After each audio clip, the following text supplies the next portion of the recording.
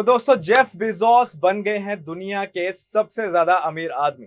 दोस्तों हाल ही में टेस्ला के सीईओ इलॉन मस्क ने उन्हें पीछे छोड़ दिया था, उन्हें पछाड़ दिया था, जिसके बाद इलॉन मस्क दुनिया के सबसे रिचेस्ट मैन बन चुके थे। लेकिन अब फिर से पहले मुकाम पे आ चुके हैं जेफ बेजोस।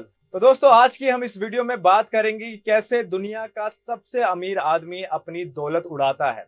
लेकिन उससे पहले मैं हूं आकाश, आप सभी का करना चाहूंगा स्वागत आज की हमारी इस वीडियो पे।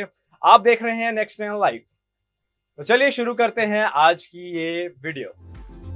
तो दोस्तों जेफ बेजोस को कौन नहीं जानता। Amazon.com नामक वेबसाइट शुरू करके उन्होंने इतिहास रच दिया। उन्होंने पहली बार इंटरनेट के माध्यम से अपनी मनचाही बुक घर बैठे खरीदने की सुविधा दी। उन्होंने ऑनलाइन सेलिंग तथा नेट बैंकिंग के युग का बिल्कुल सही इस्तेमाल किया।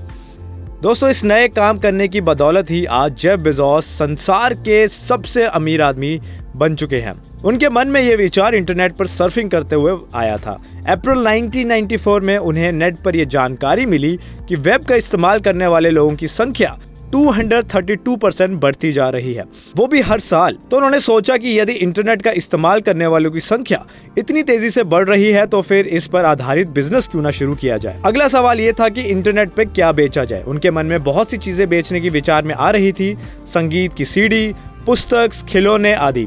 तो उन्होंने पुस्तकें बेचने का निर्णय लिया, क्योंकि ट्रेडिशनल बुक स्टोर के बजाय ऑनलाइन बुक स्टोर खोलना ज्यादा आसान था। दोस्तों ट्रेडिशनल बुक स्टोर खोलने के लिए इमारत, फर्नीचर आदि की जरूरत पड़ती है, जबकि इंटरनेट के माध्यम से पुस्तकें बहुत कम लागत पर आसानी से बेची जा सकती हैं। इसके अलावा पुस्तक बेचने की व्यवस्थाओं में इतना ज्यादा मार्जिन होता है कि कोरियर द्वारा ग्राहक को मुफ्त में पुस्तक भेजने का लालच भी दिया जा सकता है। दोस्तों ध्यान देने वाली बात यह थी कि उनके मन में शुरुआती विचार के बाद बहुत सारे विचार आए और उन्हें सबसे अच्छा विचार को चुनना था। और फिर इंटरनेट पर पुस्तकों का बिजनेस शुरू करने के लिए उन्हें 3 चीजों की खास जरूरत थी, यानी बुक्स की अवेलेबिलिटी, इसके अलावा वेबसाइट पर पुस्तकें बेचने का सॉफ्टवेयर चाहिए था और इन सब चीजों के लिए एक फाइनेंसर भी चाहिए था। फिर उन्होंने एमिटम में अपना ऑफिस खोलने का फैसला लिया, क्योंकि वहां पे बुक डिस्ट्रीब्यूटर की अवेलेबिलिटी अच्छी थी। दोस्तों जब उन्होंने वेबसाइट बनाया तो उन्हें पता चला कि बाजार में ऐसा कोई सॉफ्टवेयर है ही नहीं। तो इसीलिए, क्योंकि वो खुद भी कंप्यूटर प्रोग्रामिंग जानते थे, उन्होंने गैरेज के कंप्यूटर में प्रोग्राम करके वेबसाइट खुद ही बना ली। तो 1994 से फरवरी 1995 तक, यानी 4 महीने में उन्होंने दिन रात मेहनत कर एक ऐसा सॉफ्टवेयर बनाया जिससे पुस्तकें ईमेल या इंटरनेट पर ऑर्डर की जा सके। दोस्तों जेफ बेजोस के इरादे बुलंद थे, इतना पता उनके बाद से चलता है जो उन्होंने फाइनेंसिंग कंपनी से कही थी। दोस्तों उन्होंने कहा था कि मैं किताबों के बारे में कुछ नहीं जानता, मैं बस इतना जानता हूं कि इंटरनेट से पुस्तक बेचकर उद्योग का नक्शा बदल दूंगा। फिर 1995 में Amazon की वेबसाइट शुरू की गई। इसने सच में पुस्तक उद्योग का नक्शा बदल दिया। इसका नाम संसार की सबसे बड़ी नदी के नाम पर रखा गया, क्योंकि जेफ बेजोस संसार के सबसे बड़े पुस्तक विक्रेता बनना चाहते थे।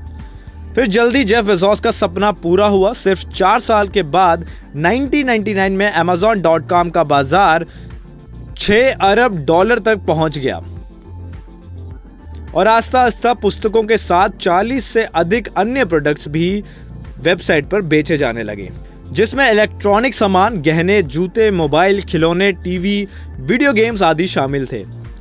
दोस्तों 3 कर्मचारियों से शुरू की गई Amazon.com कंपनी का स्टाफ आज 3,40,000 कर्मचारियों का है, जिसमें Amazon कंपनी की कुल बिक्री $34.2 अरब की है, जिसमें $1.15 अरब का शुद्ध लाभ Amazon कमाती है। तो नए काम का ये विचार इतना शक्तिशाली था कि इसने जेफ बेजोस का अरबपति बना दिया। जेफ बेजोस बेजोड़ दास्तां से हम ये सीख सकते हैं कि नए विचार कहीं भी कभी भी आ सकते हैं। हमें बस विचारों के बारे में चौकन्ना रहना चाहिए ताकि हम उनके भारी मूल्य को पहचान सकें। दोस्तों जैसे जेफ बेजोस ने एक नेट सर्फिंग करते समय एक आंकड़ा देखा जिससे उन्होंने इतना बेहतरीन आइडिया सोचा, वैसे हम भी कई तरह के आइडिया सोच सकते हैं। उन्हें समझना ज़रूरी है, उनको पहचानना ज़रूरी है और उन पे फिर काम करना बहुत ज़रूरी है। लेकिन दोस्तों सिर्फ विचार जो है वही काफ़ी नहीं होता, उस पर अच्छी तरह से चिंतन और उस विश्लेषण करना भी बहुत ज़्यादा ज़रूरी होता है। और फिर कई सालों की मेहनत के बाद आप उस मुकाम पे पहुंच सकते हैं जहां आज जेफ बेजोस बैठे हैं। तो दोस्तों ये थी हमारी आज की वीडियो। उम्मीद है आपको वीडियो पसंद आई होगी। अगर आपको ये वीडियो अच्छी लगी हो तो इसे लाइक ज़रूर कर दीजिएगा। मैं आपके लिए ऐसी ही वीडियोस लाता रहूँगा। नमस्कार।